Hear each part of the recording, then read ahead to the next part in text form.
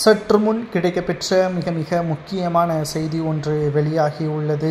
எடப்பாடியின் ஆதரவாளர்கள் 5 நபர் மீது வழக்கு பதிவு செய்யப்பட்டுள்ளது பெரும் பரபரப்பை ஏற்படுத்தியுள்ளது. இதை பற்றி தான் இந்த வீடியோவில் முழுமையாக தெளிவாக நாம் பார்க்க போகிறோம். அதாவது எடப்பாடி பழனிசாமி அவர்கள் பங்கேற்ற அதிமுக பிரச்சார கூட்டத்தில் ஆம்புலன்ஸ் டிரைவருக்கு மிரட்டல் விடுத்ததாக 5 பேர் மீது வழக்கு பதிவு செய்து விசாரணையும் நடத்தப்பட்டு வருகிறது. கடந்த 18ஆம் தேதி அதிமுக பொதுச் செயலாளர் எடப்பாடி பழனிசாமி அவர்கள் பரப்புரை மேற்கொண்டுள்ளார்.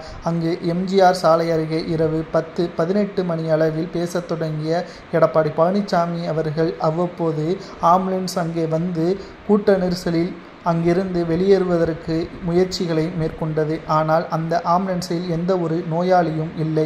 இது திட்டமிடப்பட்ட செயல் என்றும் திமுகவின் ஊழலை பற்றி பேசத் தொடங்கிய போதே அவ்வழியாக ஆம்புலன்ஸுகளை விட்டு இடையூறு செய்வதாக திமுக அமைச்சர்கள் மீதும் திமுக அரசின் மீதும் கடுமையான விமர்சனமும் மேற்கொண்டார் எடப்பாடி பழனிசாமி அவர்கள். இதுபோல் மீண்டும் தொடர்ந்தால் அதற்கான நடவடிக்கைகளை நாங்கள் வேறு விதமாக மேற்கொள்வோம் என்று கூறியிருந்தார் எடப்பாடி பழனிசாமி அவர்கள். இது ஆம்புலன்ஸ் டிரைவருக்கு அச்சத்தை ஏற்படுத்தியது.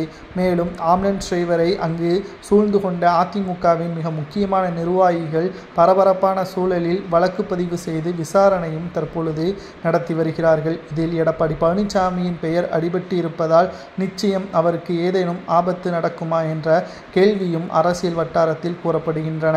இது முதல் தடவை மட்டுமல்ல, பல்வேறு இடங்களில் எடப்பாடி பழனிசாமி அவர்கள் பிரச்சாரங்களை மேற்கொள்ளும் பொழுதே அங்கு ஆம்புலன்ஸுகள் வரவழைக்கப்பட்டு இடையூறு செய்யப்படுவதாக எடப்பாடியின் ஆதரவாளர்கள் கூறியுள்ளார்கள்.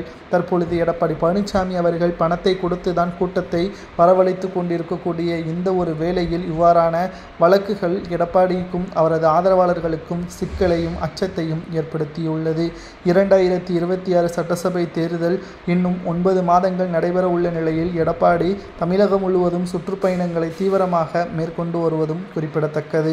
இந்த நிலையில் இந்த வழக்கு பதிவு விசாரணையில் எடப்பாடி பழனிசாமி நீதிமன்றத்தில் ஆஜராகும்படி உத்தரவுகள் பிறப்பிக்கப்பட்டால் அது மீண்டும் ஒரு சோதனையாக எடப்பாடிக்கு மாறும் என்ற தகவலும் தமிழக அரசியல் வட்டாரத்தில் பேசப்படுகிறது. இதை பற்றி உங்களது கருத்துக்களையும் ஆம்புலன்ஸ் டிரைவர் வழக்கு பதிவு கொடுத்தது சரியா தவறா என்பதையும் கூறுங்கள்.